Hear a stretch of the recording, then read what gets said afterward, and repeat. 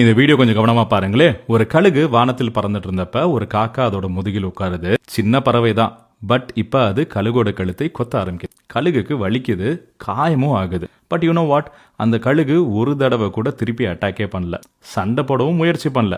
அது செஞ்ச ஒரே ஒரு விஷயம், தன்னோட ரெக்கையை விரிச்சு இன்னும் உயரமா பறக்க ஆரம்பிக்குது. உயரம் அதிகரிக்க அதிகரிக்க காத்து தின்னாகுது, அதனால ஆக்சிஜனும் குறைய ஆரம்பிக்குது. இப்போ குளிரும் தாங்க முடியல.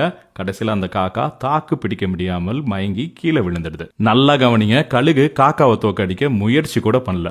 அது ஜஸ்ட் தன்னோட உயரத்தை இன்க்ரீஸ் பண்ணிட்டே இருந்துச்சு, அவ்வளவுதான். இதை தான் சைக்காலஜியில் டிமென்ஷன் அட்வான்டேஜ் ஸ்ட்ராட்டஜின்னு சொல்லுவாங்க. வாழ்க்கையிலுமே இதே தாங்க.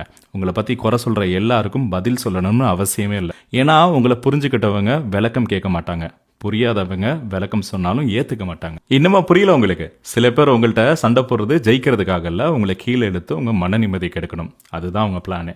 அவங்கள்ட்ட தேவையில்லாம சண்டை போடுறதுக்கு பதிலாக உங்க இலக்கை நோக்கி மேலே பறந்துகிட்டே இருங்க. ஸோ இனிமேல் யாராவது உங்களை ட்ரிகர் பண்ணி சண்டை போட வந்தா ஒரே ஒரு கேள்வி மட்டும் கேளுங்க, நீங்க கழுகா இல்ல காக்காவான்னு. இந்த வீடியோ உங்க கூட கனெக்ட் ஆச்சுன்னா ஐ எம் ஈகிள்னு கமெண்ட்